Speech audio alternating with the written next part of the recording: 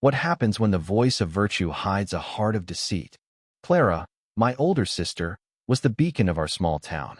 At 22, she stood tall on her metaphorical soapbox, preaching morals to anyone who'd listen. Churchgoers hung on her every word as she spoke of purity, honesty, and sacrifice. Her voice, clear and unwavering, echoed through the pews every Sunday, her hands gesturing with the conviction of a saint. To them, she was flawless, a golden child who could do no wrong.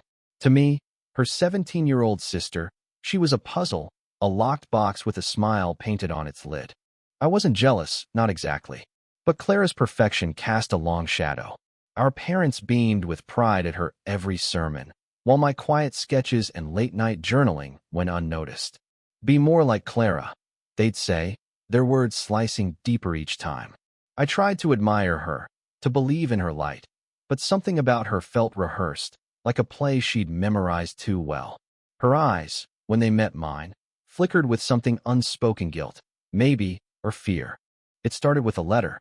I found it tucked beneath her mattress while searching for my borrowed sweater. The envelope was worn, addressed to someone named Elias, in a town I'd never heard of. The words inside were not the Clara I knew. Promises of secret meetings, apologies for lies, and a plea to keep it hidden. My heart raced. Who was Elias? Why was Clara, the paragon of virtue, hiding letters like a thief?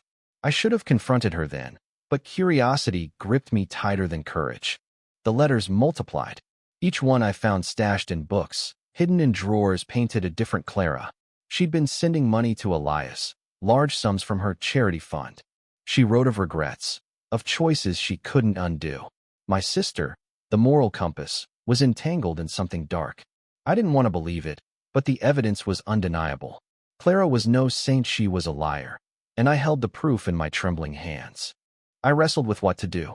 Exposing her would shatter the town's trust, break our parents' hearts, and ruin her carefully built pedestal.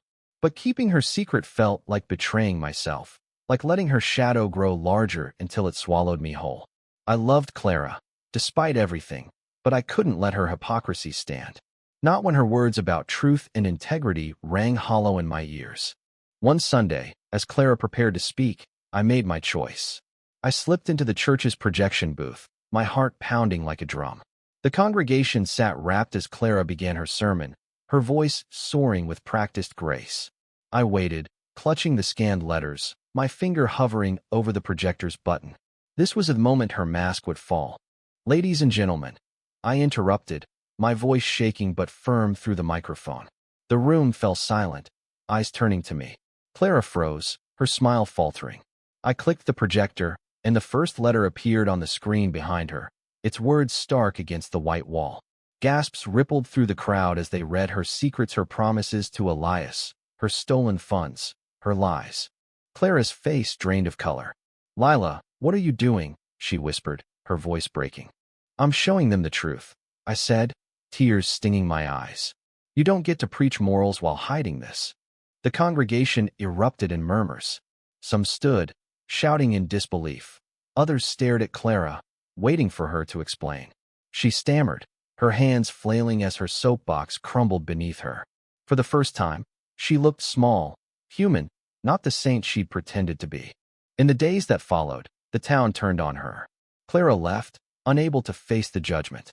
Our parents were heartbroken, but they didn't blame Methy, couldn't, not after seeing the letters. I thought exposing her would free me, but it left a hollow ache instead.